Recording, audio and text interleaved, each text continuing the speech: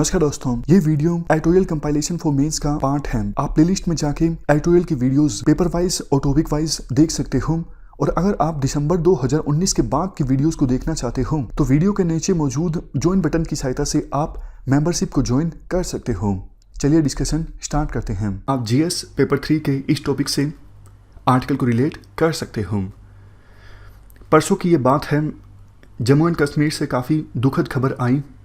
एक ऑपरेशन में आर्मी के 4 सोल्जर्स शहीद हो गए। इन चारों में एक कर्नल और मेजर भी शामिल हैं। एक जम्मू एंड कश्मीर पुलिस के सब इंस्पेक्टर भी शहीद हो गए। तो देखो, फोकस एक बार फिर से इस बात पर आ गया है, क्या सिक्योरिटी एजेंसीज के द्वारा जम्मू एंड कश्मीर में टेररिज्म से निपटने के लिए जो स्टैंडर्ड ऑपरेटिंग प्रोसीजर्स को फॉलो किया जाता है, क्या उनमें बदलाव की आवश्यकता है? क्योंकि देखो, ऐसा काफ़ी ज़्यादा रेयरली होता है कि 2 आतंकवादियों ने highly trend, highly skilled, highly motivated 5 soldiers को इस प्रकार से मार दिया हो। मतलब 4 सोल्जर्स और एक जम्मू एंड कश्मीर पुलिस के सब इंस्पेक्टर। तो कहीं ना कहीं स्टैंडर्ड ऑपरेटिंग प्रोसीजर जो रहा उसमें ही कोई ना कोई कमी रही है।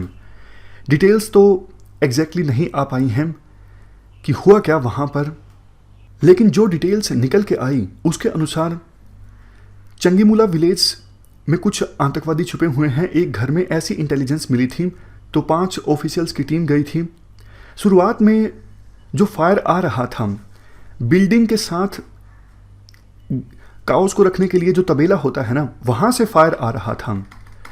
तो कुछ समय बाद फायरिंग रुक गई। तो इन 5 ऑफिशियल्स ने सोचा कि बिल्डिंग में एंटर करके ऊपर वाले फ्लोर पे जाके ऊपर से फायर किया जाए, काउ साइड के ऊपर यानी तबेले के ऊपर।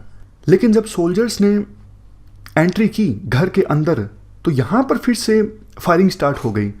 मतलब यहीं पर कुछ गलत हुआ है। शायद कुछ ऐसा हुआ है कि आतंकवादी घर के अंदर थे और घात लगाए बैठे थे, मतलब छुप के बैठे थे। और जैसे ही सोल्जर्स ने अंदर एंटर किया, उन्होंने ताबड़तोड़ फायरिंग कर दी। और देखो हुआ क्या, जब बटालियन के दूसरे लोगों ने इन 5 ऑफिशियल से संपर्क करने की कोशिश की, कम्युनिकेशन इस्टेब्लिश करने की कोशिश की, तो जवाब आया आतंकवादियों की तरफ से। तभी जो बाकी की जो टीम है वो समझ चुकी थी ये तो बहुत ज़्यादा कुछ गलत हो गया। रीइंफोर्समेंट आई और स्पेशल ऑपरेशंस लॉन्च किए गए और इन 2 आतंकवादियों को मार गिराया। वैसे तो देखो, हर एक सोल्जर की जो लाइफ है वो अमूल्य है, और जब भी कोई सोल्जर शहीद होता है तो देश के लिए बहुत बड़ा नुकसान होता है, बहुत बड़ी क्षति होती है। लेकिन अगर कोई कर्नल रैंक का ऑफिसर शहीद होता है ऑपरेशन में, तो ये कहीं ना कहीं मोराल को भी नुकसान पहुंचा सकता है। इससे पहले 2015 में कर्नल रैंक का ऑफिसर शहीद हुए थे एक ऑपरेशन में। तो रेयरली ऐसा होता है कि इतने बड़े ऑफिसर की डेथ हो जाती है किसी ऑपरेशन में। इसके बाद आर्टिकल में ये बोला जाता है, देखो, पाकिस्तान अपनी हरकतों से बाज नहीं आने वाला है। पाकिस्तान में अलग से एक डिपार्टमेंट है जो इंडिया पर फोकस करता है। चाहे सिचुएशन कैसी भी हो, कोविड-19 हो या फिर और भी सिचुएशन खराब हो, पाकिस्तान आतंकवादियों को इंडिया में भेजता रहेगा। इंडिया विरोधी गतिविधियां कश्मीर में पाकिस्तान चलाता रहेगा। लेकिन हमें अपनी गलतियों से सीखना होगा। जैसा हमने शुरुआत में डिस्कस किया, स्टैंडर्ड ऑपरेटिंग प्रोसीजर्स में बदलाव लाना होगा ताकि इस प्रकार से हमारे सोल्जर्स शहीद ना हों।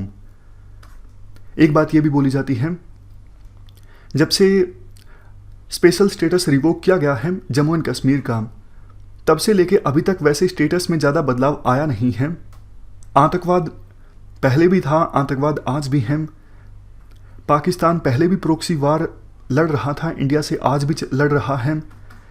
डेवलपमेंट में भी बहुत ज़्यादा फ़र्क अभी फ़िलहाल जम्मू एंड कश्मीर में नहीं आया है। उम्मीद यही की जाती है कि जिस पर्पज़ के साथ स्पेशल स्टेटस रिवोक किया गया है जम्मू एंड कश्मीर का, वो पर्पज़ सिद्ध हो। मतलब डेवलपमेंट आए कश्मीर में, लोग टेररिज्म के रास्ते को छोड़ें, खास करके यूथ, और उन्हें रोज़गार मिले, जम्मू एंड कश्मीर की प्रोग्रेस हो, वो मेन स्ट्रीम का पार्ट बने। ये सारी बातें आर्टिकल में बोली जाती हैं। इस डिस्कशन में फ़िलहाल इतना ही है। Thank you very much for discussion.